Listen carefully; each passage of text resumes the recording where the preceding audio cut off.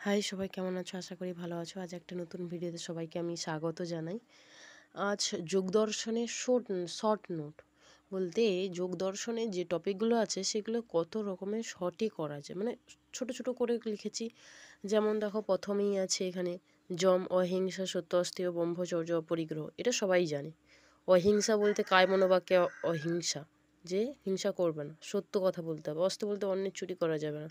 ব্রহ্মচর্য বলতে যেটা হচ্ছে, তুমি ব্রহ্মচর্য ধর্ম পালন করলে যেগুলো করা হয় আর কি। অপরিগ্রহ, প্রয়োজনের অতিরিক্ত গ্রহণ করবে না।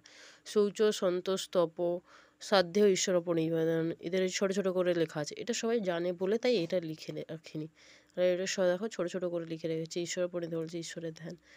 আসন বলতে নিশ্চল, সুখজনক উপবেশন।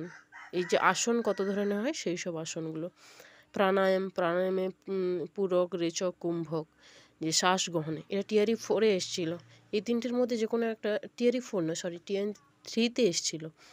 কোনো একটা এসেছিলো এর মধ্যে, আমার মনে পড়ছে না এখন, মোটামুটি এসেছিলো। প্রত্যাহার, মানে আমি শর্ট করে লিখেছি আর কি। যদি তোমাদের লাগে তোমরা নিয়ে লিখে নিতে পারো। এই দেখো, এই ধারেও করেছি। ক্ষিপ্ত, মূঢ়, বিক্ষিপ্ত, একাগ্র, নিরুদ্ধ, এইটা। আর সেখানে সমাধির যে 4টা পার্ট, সেই সমাধি 4টা পার্ট। সমাধির তো 4টে পার্ট খুবই ইম্পর্টেন্ট এবং নেটের জন্যও খুব ইম্পর্টেন্ট।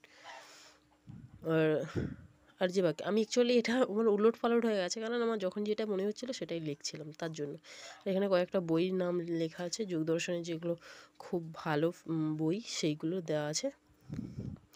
আর যদি ভিডিওটা সবার ভালো লাগে তাহলে সাবস্ক্রাইব করে নিও এবং লাইক করে দিও। বন্ধুদের সঙ্গে শেয়ার করে দিও। থ্যাংক ইউ দেখার জন্য।